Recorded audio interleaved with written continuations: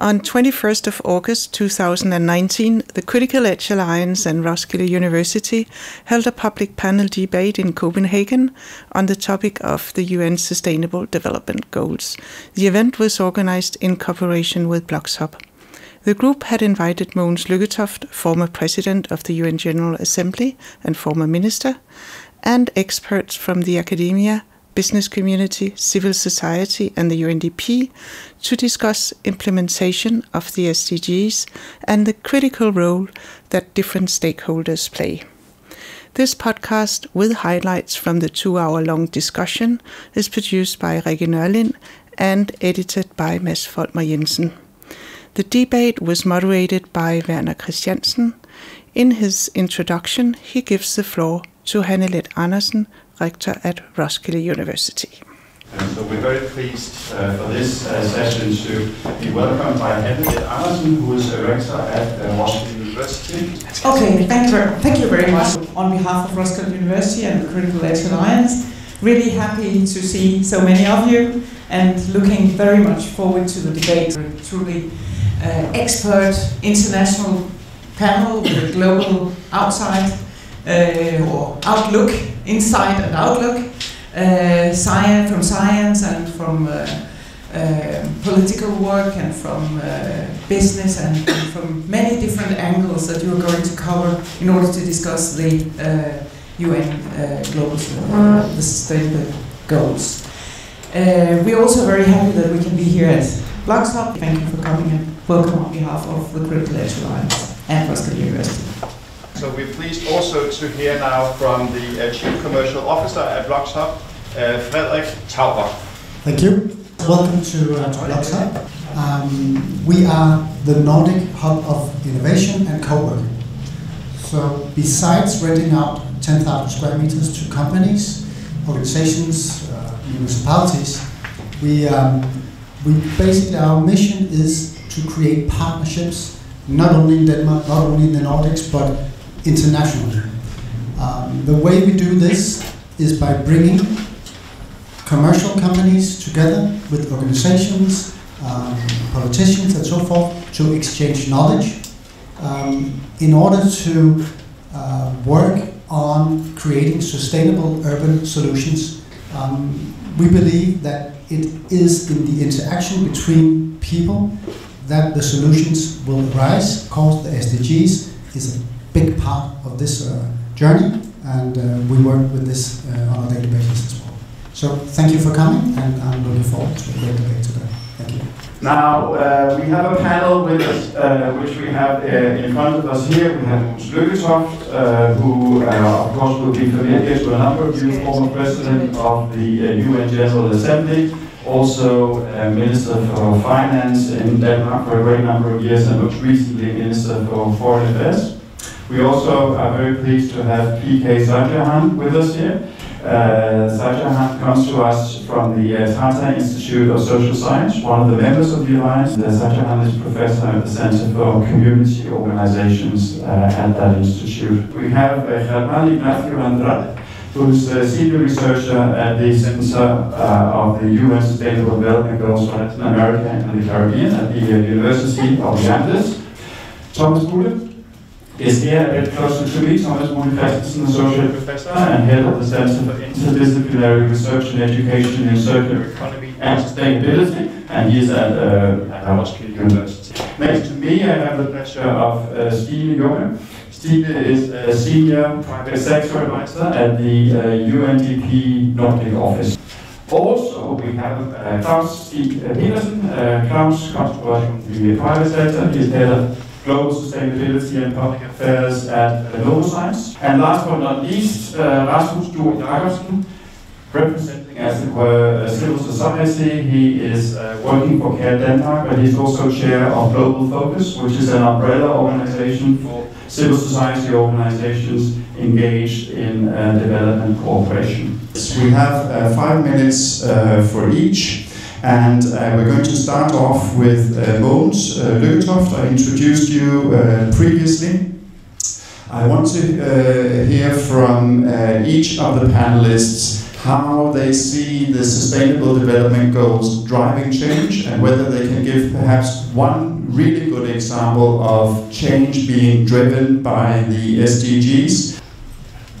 The Sustainable Development Goals came about in a way naturally as a result of the first 70 years of the United Nations, all the different programs and funds making development plans for each and every area of human activity, and with great success actually, but it was only in the year 2000 you made a more or less overall plan, so-called Millennium Development Goals, which were about cutting to half the number of extremely poor people in this world.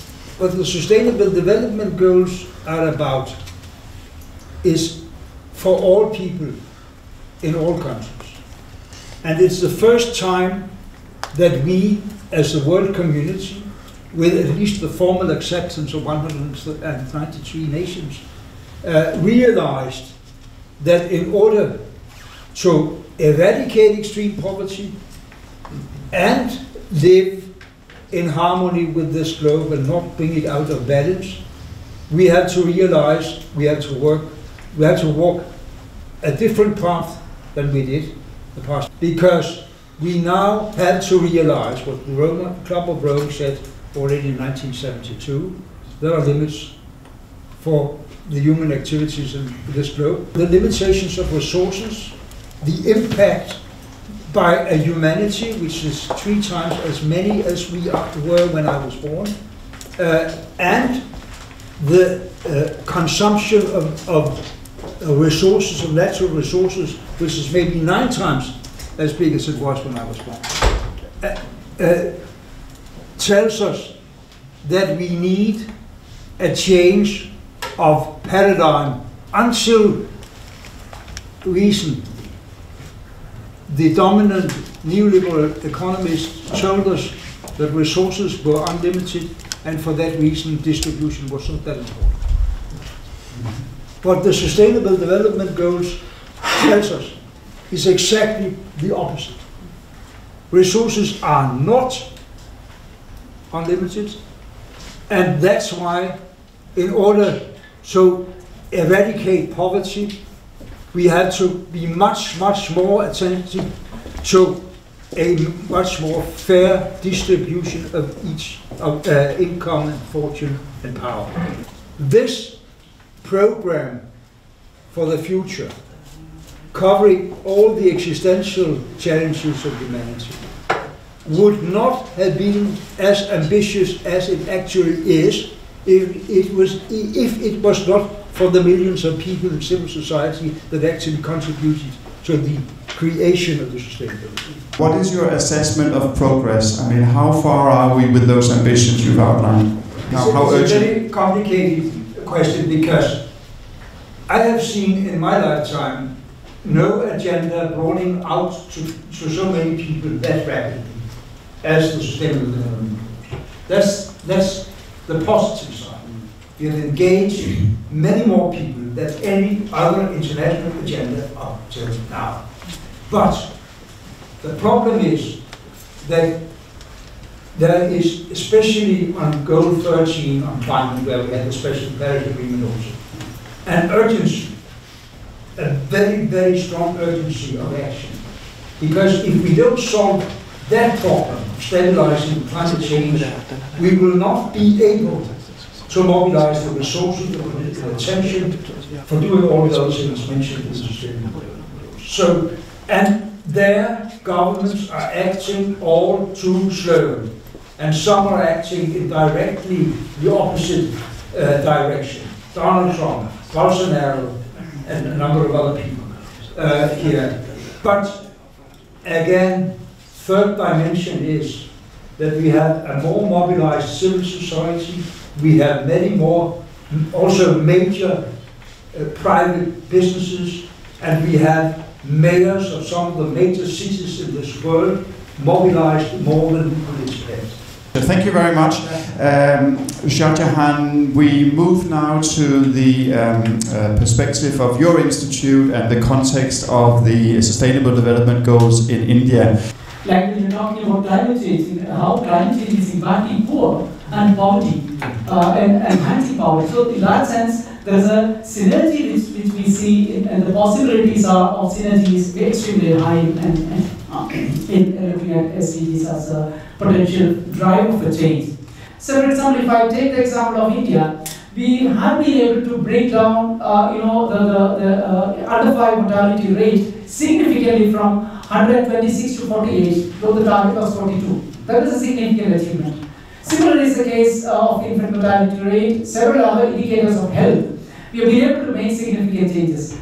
But interestingly, for India, when we were preparing 2019 report, the preliminary index of Sustainable Development Goals, we have seen that goal 12, 13, 14 and 17 are missing in the report.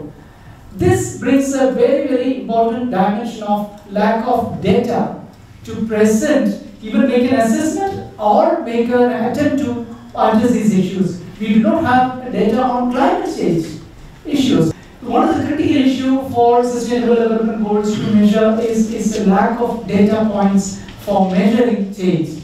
Is that where the role of academia can come into the picture? Because my question to you will also be, you represent the Tata Institute of Social Science and part of the Critical Edge Alliance. How do you see the role of academics in fostering these partnerships? I think some of the, I think academia has a very, very significant role to play in this process. We didn't have enough data to present to the world who is getting excluded from the labour market. We created a labour market research facility. So that facility gave us a lot of data in terms of how exclusion happens in the labour market. So academia has an extremely significant role to play in creating the data which is required for monitoring and for future planning for change. And the Critical Edge Alliance, I mean, is it a context of SDG alliances as well? Absolutely, absolutely. I think the Critical Edge Alliance gave us a kind of a platform where we actually look at the critical way in which we look at education per se. How to engage with education critically and look at the issues of the society, and that gets reflected in the academic program. We were looking at our own programs. We have found that out of the 53 master's program which we offer, most of it is fitting into some of the other Sustainable Development Goals. We have been into a lot of policy making in terms of looking at exclusion, looking at labour market reforms and various other things. Let's hear a third perspective now. Germán Ignacio Andrade moves us from India to Colombia and to the Andes. You're a senior researcher at the Center of the UN Sustainable Development Goals. So I'm interested to hear from you the role that you see a community of researchers playing in this context. What can centers like your own do? Well, I think the research and knowledge management is fundamental for SDG. Otherwise, what you have is a list of 17 plus, many times, good things to do. And this is the good part of the thing, because we are talking about same language among different countries. Our center represents people from Mexico to Patagonia, to very south part of South America. Different cultures, a continent that is extremely rich in cultural diversity. So we are beginning to speak same language, which is so far extremely good. However, does 17 SDGs represent, to which extent it represents a consensus on what should we do ahead? And there, the issue becomes very tricky, because of course there are some sustainable development goals which are common sense. Let's say not to go with hungry to bed. But when it comes to the ecosystem, the global system, when it comes to climate change, biodiversity, could we feed our people without extending our land use base? That may be what is happening in Brazil now. It's a discourse You know, it's not a discourse based on the opposition we made between conservation and feeding the people or making business. Could we do that? So our center is working in research, and we're trying to get all those questions to the school, to the academia. We are a network of 7 universities from Mexico to Chile, Brazil, and we're building a common agenda of common questions, which are around synergies and trade-off, hard thinking, hard questions to do. For example, we have our society is getting urbanized. People is coming to the cities, and the territory is not empty. There is business, illegal business going there. There is gold mining, cocaine production. Even there is illegal not passing through the government, not even to the regional government. Investors that are there because people are going out and the territory is empty. So, for us, to be brief, the Sustainable Development Agenda gave us a very important opportunity to talk about roughly the same issues, but not the same way of how to deal with that. Because you have, of course, from political perspective, we have many perceptions. So we are trying to get information, knowledge, so as to say to our policymakers, who are our decision makers, to our students, the future decision makers, hopefully, how to think about sustainable development goals, how to sort of have a transformative change of seeing this huge agenda and in this very critical time. Thomas Bude Christensen, next in line. Germán's notion of the SDGs enabling a common language, is that a notion that resonates with you? Well, sure, I agree very much that I see that everywhere. I see it in, among businesses signing up for the SDGs. I see it among municipalities and cities and governments, and I also see it among universities. That today it's hard to imagine a Western European university not having an SDG strategy, not integrating it into educational programs, and not embracing research. However, will also say a bit critical about the SDGs, that I also see a very sort of superficial and shallow way of working with the SDGs. I see a lot of cherry picking, that companies and also universities say, well, we are active in 4, 6, and 5, and only reading the headlines, not taking any attention to the huge amount of work that has been done to develop the indicators underneath the SDGs. Actually saying, well, these SDGs are actually something that we will implement in a way where we will be able to track whether we comply with the objective using this huge amount of indicators, 240-something indicators, and also looking at the interdependence and interlinkages between the different SDGs. And when we have this kind of cherry picking, all the interdependence is sort of lost in translation. For example, that just to give a simple example, that in Denmark we switched to renewable energies, getting rid of coal, gas, and oil in our energy sector, and the main vehicle to do that is wind turbine and biomass in thermal power stations. Right. But the biomass we import it. We don't have the facilities to produce it, so we import it. So there's a link to the SDG on poverty in third world countries and to food security and a lot of other issues. From your point of view, what is the role that a university in Denmark can play in that context of moving SDGs forward? Well, I think if we need to create fundamental change, we also need to rethink the way that we do our research. I think we need to move into a type of research which is much more sensitive to the outside world. We need to be much better at collaborating with stakeholders outside the university. How do they think about the solutions? And not after we have developed them, but before we start developing, we should ask the end users of technology, say, how does it fit your world? Will this type of technology or this type of knowledge that we're producing, will it actually support the SDGs, or will it be counterproductive? We need to do it in collaboration with external partners. Thank you very much. We're going to include now Stine Junge. Stine comes to us from the UNDP Nordic office. Stine is involved in a program aiming to involve private companies in finding SDG solutions. The name is SDG Accelerator. And tell us, Stine, if you will, how the SDG Accelerator can galvanize and mobilize private sector for the realization of the goals. What's the idea?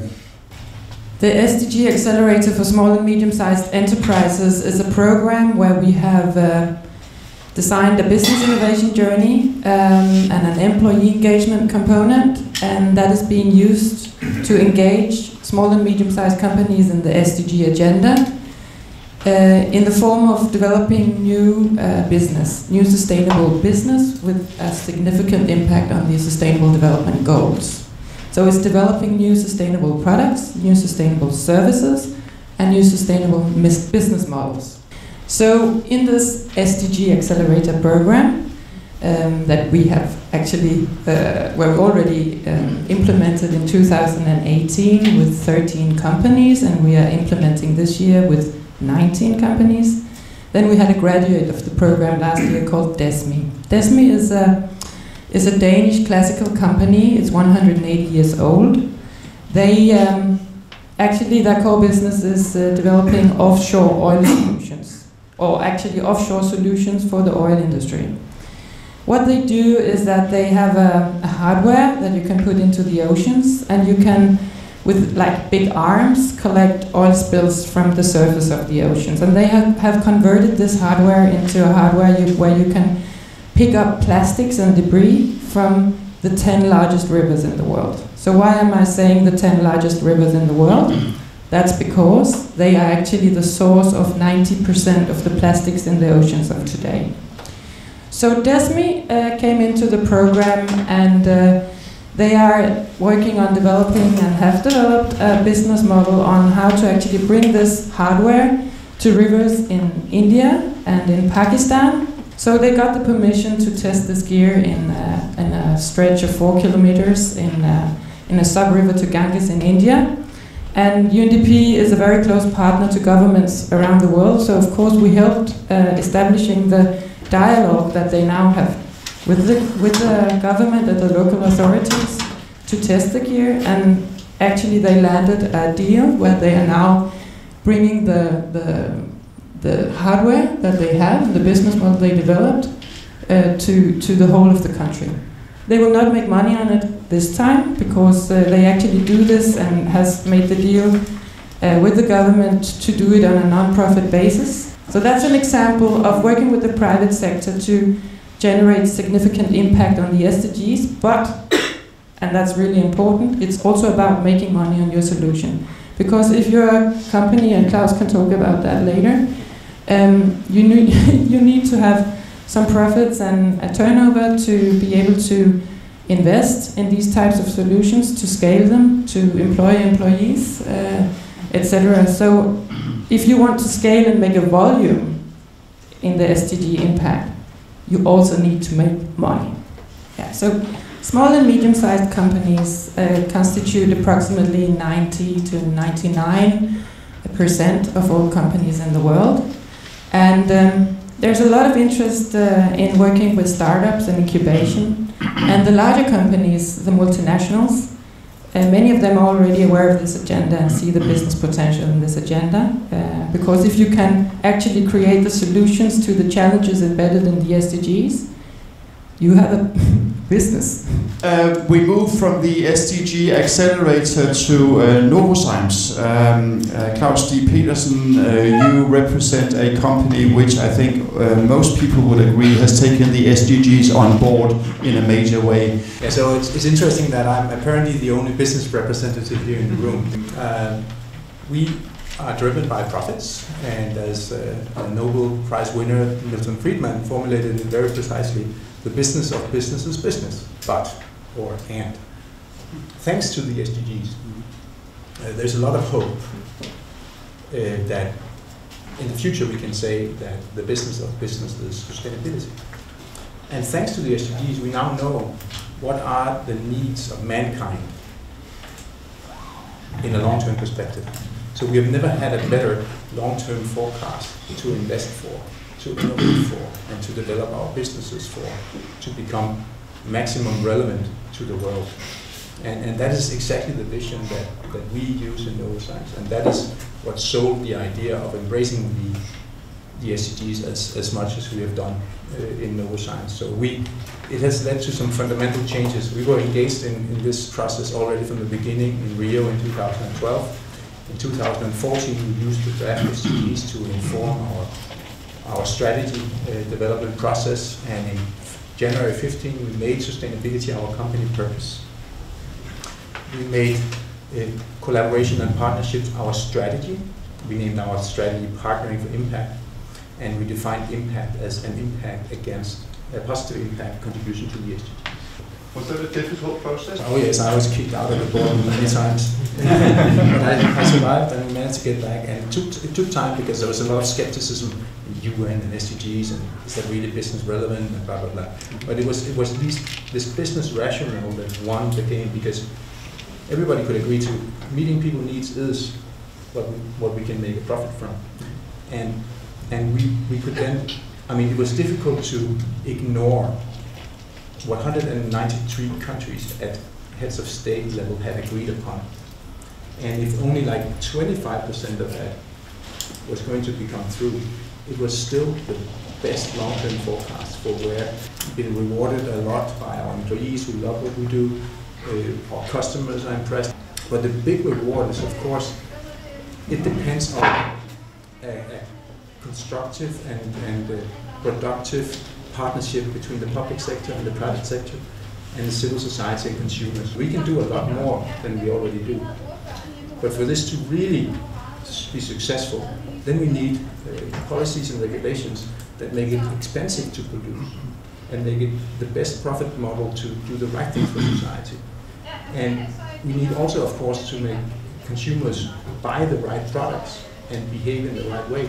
With your feet in the business of Novozymes, what do you see, I mean, when looking at the landscape of other companies, what do you see as some of the key challenges in getting more companies on board? Companies need to see the business perspective to really get out of the chairs and do something different.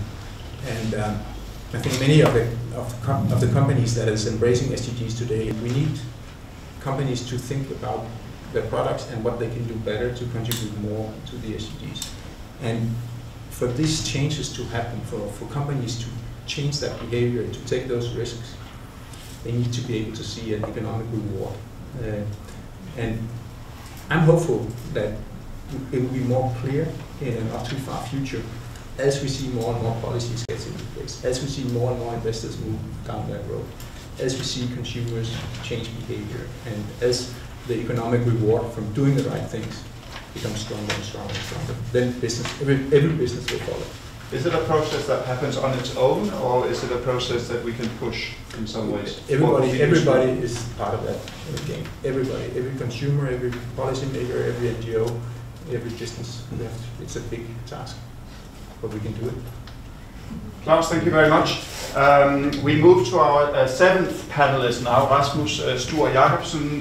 You come to us from the Danish Civil Society organization CARE, but you're also chair of the umbrella organization Global Focus. So tell us from that viewing point, how do you see the role that civil society can play in these partnerships that we've heard referred to from different angles up until now? What role can civil society play? I think we play a role at pretty much sort of all levels, but I think primarily our role in terms of pushing sort of the SDG is very much focused around the core principles behind the SDG of leaving no one behind. So that's primarily, and speaking sort of on behalf of the broader civil society, that this is where we pay attention. What we do, sort of what we in the global south, or we feel in the field as we call it from this end, is also working with government and supporting government in what local science is also explaining, but in this case then how do sort of local governments take on the SDG agenda? What is it they can do sort of at national history to incorporate the SDGs in their national policies? So we offer advice on that. We help build capacity, we help build knowledge around the agenda, and we have a lot of good practices around the world. Sort of at an EU level, from again, sort of speaking from a Danish civil society perspective, we are trying to push the EU in terms of policy coherence. As we heard, I mean, it matters. What you do with one hand sort of impacts basically the policy of what you do with the other hand. So it's important that it's been an ongoing issue for years and years and years, where many of us is trying to sort of push the EU on looking at their policy framework across the board. So you can't have, I mean, you can't expect sort of for development to happen in Africa and in Somalia if you have very restrictive trade policies at the same time. You can't sort of touch on one of those goals without it having an effect on the other. And Rasmus, if I asked you to take stock, like I asked Mogens in the opening discussion, what is your assessment of progress? I think there's lots of social movements happening now, and I'm not entirely sure that it's all because of the SDG agenda, but there's so much stuff happening around climate.